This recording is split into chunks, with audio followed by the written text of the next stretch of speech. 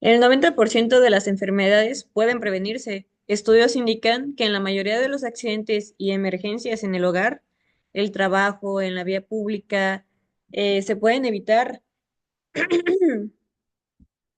obviamente con medidas preventivas como revisiones periódicas de tu hogar o de tu instalación de trabajo y la capacitación en primeros auxilios. Es por eso que traigo el tema de 911, cómo actuar ante una emergencia. Soy TCU en paramédico y actualmente estoy cursando la licenciatura en Protección Civil. Con gusto, mi nombre es Mariel Cruz Domínguez.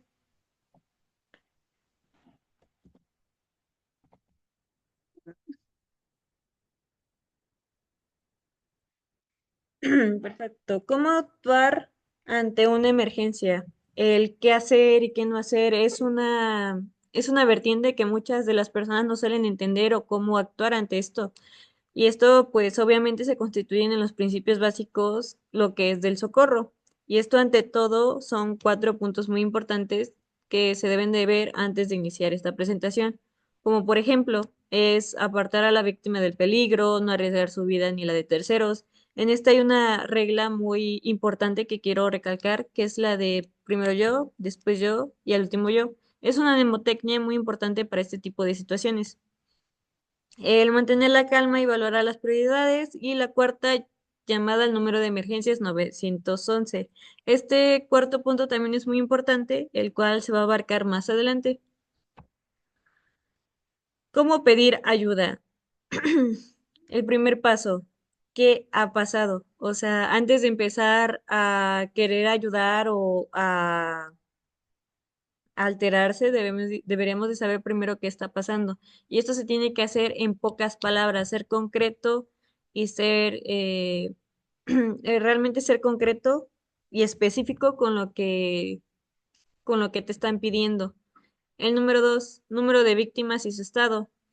Esto es también muy importante, ya que si la emergencia suele suscitarse tanto en una casa o en la vía pública, por ejemplo, lo que son los accidentes viales, como choques entre carros y carros, motos o entre personas. Y aquí tengo un ejemplo que es, por ejemplo, las personas inconscientes.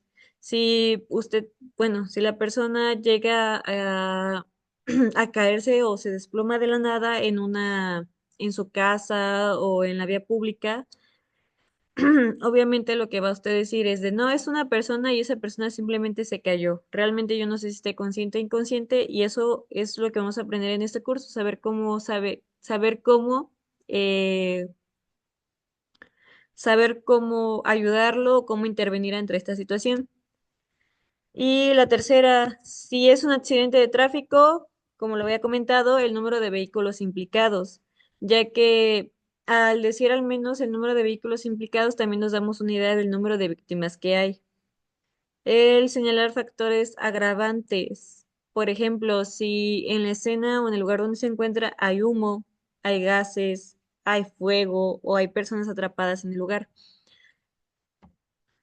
Los tipos de emergencias en el hogar.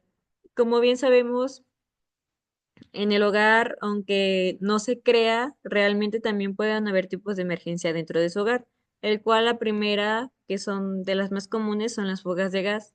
Esto implica en las conexiones flojas, las mangueras dañadas o los tanques en mal estado.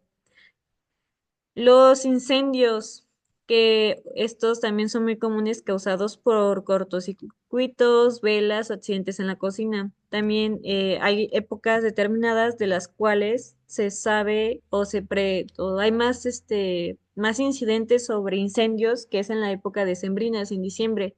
Y esto es muy causante por las conexiones del árbol de Navidad, las luces navideñas. eh, Realmente todas las decoraciones las suelen conectar en un mismo conector o en un ratón, como comúnmente se conoce. Y las explosiones, que estas son las acumulaciones de gas en ambientes cerrados y con fuentes de ignición. Eso también entra muy de la mano con las fugas de gas, y cuando no se detecta a tiempo, este tipo de emergencia puede llegar a ser una explosión. ¿Y qué hacer en caso de emergencia? La primera es identificar la emergencia, como ya lo había comentado, el tipo de emergencia. Y número dos, mantener la calma. Esto es muy importante para, para poder empezar con el tipo de ayuda que se necesita.